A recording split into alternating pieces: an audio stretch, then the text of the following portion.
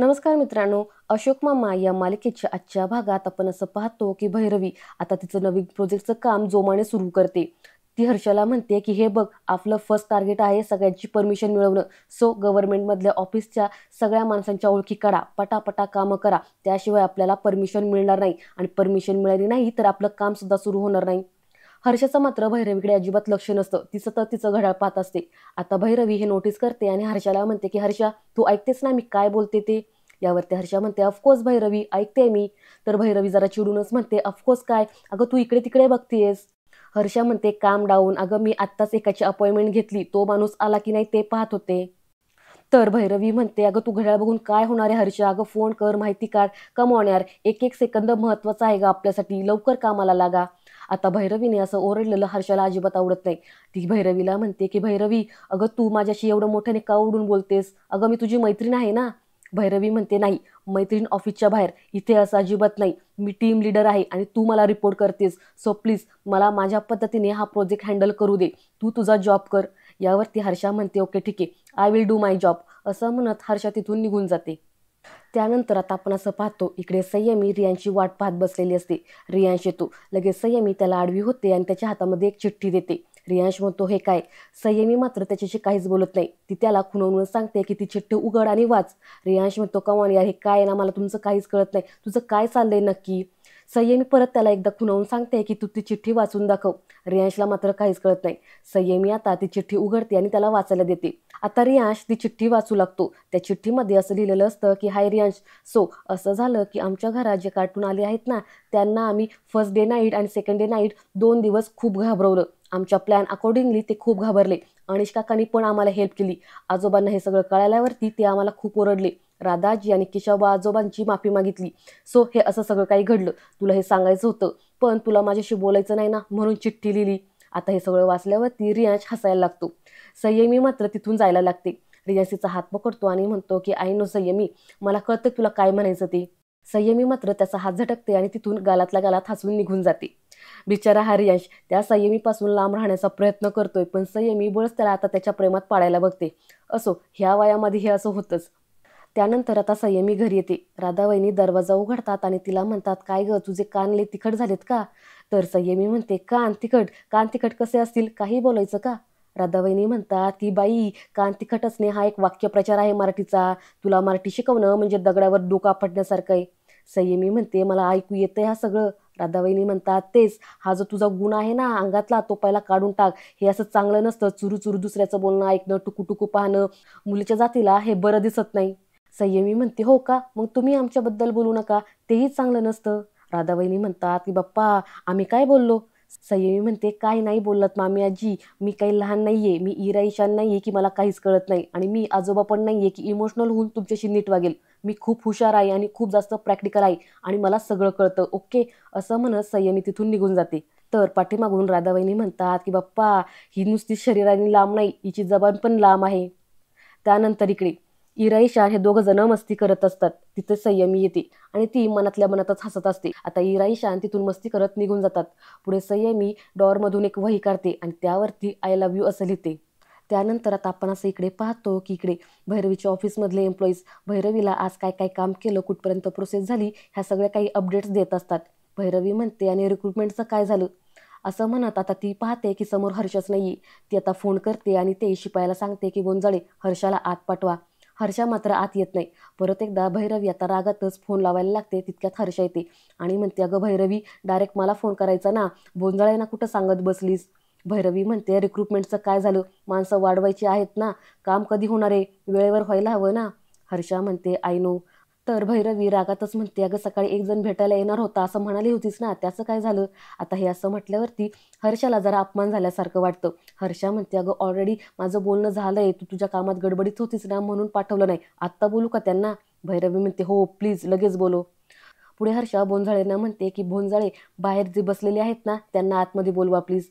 पुढे भैरवी म्हणते त्यांचं बॅकग्राऊंड नीट चेक केलंय ना, माणूस इफिशियंट आहे ना. तर हर्षा म्हणते ऑफकोर्स भैरवी, तुला जसा स्टाफची गरज होती ना, अगदी तसाच माणूस आहे. तुझ्यासाठी बिग सरप्राईज आहे. हा माणूस एकदा जॉईन झाला ना की तुझं अर्ध टेन्शन कमी होईल, बघच तू. तेवढ्यात आता तिथे अशोक मामा येतात आणि म्हणतात की गुड मॉर्निंग. आता भैरवी पाठीमागे वळत म्हणते गुड मॉर्निंग. आता अशोक मामा आणि भैरवी एकमेकांना पाहतात आणि ते दोघं जण शॉक होतात. आता त्यांना असं पाहून हर्षाला मात्र फार आनंद होतो. भैरवी म्हणते, तुम्ही तुम्ही माझे नवीन एम्प्लॉई आहात. अशोक मामा म्हणतात, तू माझी नवीन बॉस आहे. आता हर्षाला आनंद होतो. तिला वाटतं चला झालं एकदाचं काम, लागली आता ह्यांच्यामध्ये आग. पण होतं मात्र उलटच. अशोक मामा म्हणतात की हो, मला अशाच एका प्रामाणिक बॉसची गरज होती. भैरवी म्हणते मलाही अशाच शिस्तप्रिय एम्प्लॉईची गरज होती. आता हे ऐकल्यावरती हर्षाचा चेहरा जरा पडतो. अशोक मामा म्हणतात ते माझं क्वालिफिकेशन आणि माझं बॅकग्राऊंड वगैरे. भैरवी म्हणते ते सगळं मी कोळून प्याले. अशोक मामा म्हणतात आणि माझा इंटरव्ह्यू. भैरवी म्हणते तो घेतलाय की किती वेळा मी घरीच. असं म्हणून हे दोघं जण हसू लागतात. अशोक मामा म्हणतात म्हणजे माझी नोकरी फायनल. भैरवी म्हणते ॲब्सल्युटली बाबा, फायनल. पुढे ती हर्षला म्हणते की हर्षा, यू आर राईट, बाबा जर इथे असतील ना तर माझं अर्ध टेन्शन कमी होईल. हर्षाचा मात्र असं ह्या दोघांना पाहून संताप झालेला असतो. अशोक मामा म्हणतात आणि माझी सुद्धा अर्धी टेन्शन कमी होतील. पुढे अशोक मामा म्हणतात की ए भैरवी ऐक, मी तुला आता भैरवी म्हणणार नाही, मी तुला मॅडमच म्हणणार हा. शिस्त म्हणजे शिस्त. तर भैरवी सुद्धा हसून म्हणते ओके डन. घरामध्ये तुम्ही बॉस आणि कंपनीमध्ये मी तुमची boss. Welcome to my company बाबा, नाही सॉरी माझगावकर. अशोक मामा म्हणतात थँक्यू मॅडम. असं म्हणत आता हे दोघं जण परत हसू लागतात. त्यानंतर आता इकडे घरी अशोक मामा या मुलांना सांगतात की भैरवीच माझ्या कंपनीमध्ये बॉस आहे. हिरा म्हणते की आजोबा म्हणजे तुम्ही आता तिच्या हाताखाली काम करणार. आधी तुम्ही माऊला शिकवायचे, आता माऊ तुम्हाला शिकवणार. तर आता किशाभाऊ आणि राधावहिनी हे दोघं जण चुगली लावायचं काम करतात. किशाभाऊ म्हणतात की बाप्पा म्हणजे तुम्हाला राग नाही येणार का. अशोक मामा म्हणतात राग कशाला येईल. राधावहिनी म्हणतात नाही म्हणजे असं डायरेक्ट सूनबाईकडून ऑर्डर घ्यायची बरं नाही वाटत ना ते.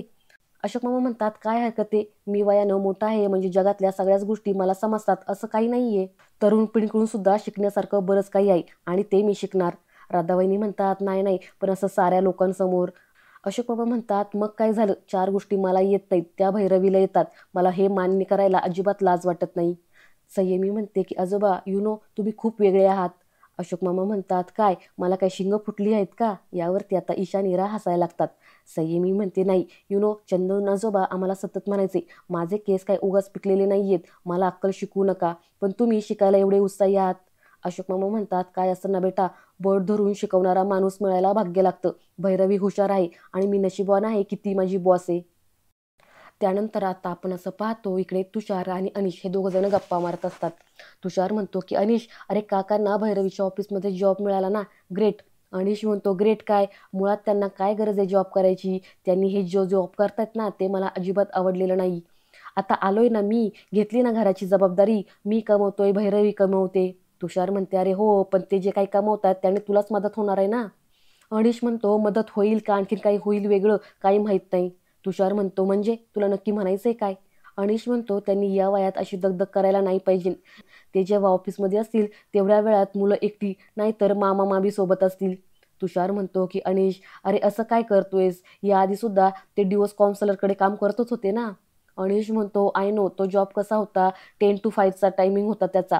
पण तुमचं हे कॉर्पोरेट वर्ल्ड म्हणजे खूप डेंजर असतं. तुमचे टार्गेट, तुमचं प्रेशर, वेळी अवेळी काम करणं हे मला अजिबात पटत नाहीये. मला बाबांची खूप काळजी वाटते रे. तुषार म्हणतो नको काळजी करू सरे, भैरवी आहे ना तिथे, ती करेल त्यांना सपोर्ट, घेईल सांभाळून. अनिश म्हणतो ती घेईल रे सांभाळून, पण बाबांना ते आवडणार नाही. तुला बाबांचा स्वभाव माहीतच आहे ना, तत्व म्हणजे तत्व. यावरती तुषार पण हसतो आणि म्हणतो हो ना, काका नाहीच सुधारणार. त्यानंतर आता दुसऱ्या दिवशी सकाळी अशोक मामा चहा पीत पेपर वाचत असतात. किशाभाऊ तिथे येतात आणि पेपरमध्ये डोंकावू लागतात.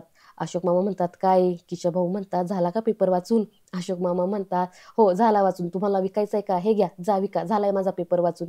तेवढ्यात आता तिथे अनिश येतो आणि तो म्हणतो की बाबा तुम्हाला काय गरज होती जॉब करायची. अशोक मामा म्हणतात की मी वेळ जावा म्हणून जॉब करत नाहीये, पैशांची तडजोड व्हावी ना म्हणून करतोय. तर अनिश म्हणतो ठीक आहे आता जातात तर भैरवीच्या गाडीमध्ये जा. अशोक मामा म्हणतात नाही नको, माझा मी जाईन. अनिश म्हणतो ठीक आहे मग मी तुम्हाला कॅब बुक करून देतो. अशोक मामा म्हणतात त्याची काही गरज नाहीये, सोसायटीच्या गेटपाशी बस येते आणि ती ऑफिसच्या गेटपाशी बस सोडते मला, त्यामुळं काही गरज नाहीये उगाचच पैसे वाया घालवायची. आता राधावहिनी पुढे येतात आणि म्हणतात की अहो भाऊजी लेकरू एवढी काळजी करतंय तर ऐका जरा त्याचं. अशोक बाबा म्हणतात मला माहिती माझ्या मुलाला माझी काळजी येते, पण म्हणून काय मी उगाचच त्यांच्यावर ओझं बनून राहणार नाहीये. मला माहिती माझी सून आणि माझा मुलगा मला पैसे देतील, पण मला ते नको आहेत, मी माझा जाईल. असं म्हणत अशोक मामा पुढे निघतात. अनिश पाठीमागून म्हणतो की बाबा तुमचा डबा भैरवी घेऊन गेली. आता अशोक मामांना जरा राग येतो आणि ते रागातच म्हणतात की उद्यापासून माझा डबा माझ्याकडे जायचा, उगाचच माझी सून ही माझी बॉस आहे, हा देखावा मला करायचा नाहीये, समजलं? असं म्हणत आता अशोक मामा तिथून निघून जातात. अनिशला मात्र हे वागणं अजिबात पटलेलं नसतं. त्यानंतर आता इकडे आपण असं पाहतो की किशाभाऊ सोफ्यावरती झोपलेले असतात. ईशान तिथे येतो. त्याला कार्टून पाहायचं असल्यामुळं तो आता टीव्हीचा रिमोट इकडे तिकडे सापडू लागतो. आता हा रिमोट किशाभाऊंच्या खाली असतो. ईशान तो रिमोट पाहतो आणि काढायला लागतो. त्यामुळं किशाभाऊंची झोप मोड होते. आता किशाभाऊ त्याला ओरडतात आणि तिथून जायला सांगतात. ईशान म्हणतो, तुम्ही हवं तर आतमध्ये जाऊन झोपा, पण मला रिमोट द्या.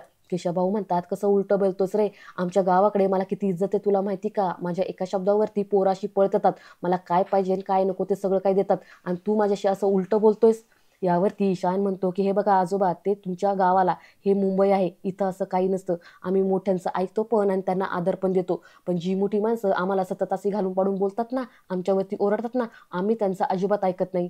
किशाभाऊ म्हणतात की बापरे, लयच तोंड चालतं रे तुझं, चल निघ इथून, आता काय मी तुला रिमोट देणारच नाही, चल जा इथून. असं म्हणून ते आता ईशानला तिथून हाकलून लावतात. तर इकडे ऑफिसमध्ये आता हर्षा तृप्तीला म्हणते, तृप्ती काय ग, भैरवी आली का अजून? तृप्ती म्हणते, नाही ग अजून नाही आली. हर्षा म्हणते, आणि ते मिस्टर यम तिचे सासरे? तृप्ती म्हणते, तेही नाही आले अजून. हर्षा म्हणते, तृप्ती लक्ष द्या त्यांच्याकडे, आय मीन ते लेट येतील आणि लवकर जातील, ते सर्व काही असलं काही करतील. तृप्ती म्हणते, अगं जाऊ दे ना, कच्चा लिंबू आहे ते, त्यांच्याकडे कुठे लक्ष देती, त्यांच्याकडे लक्ष द्यायची काही गरज नाहीये.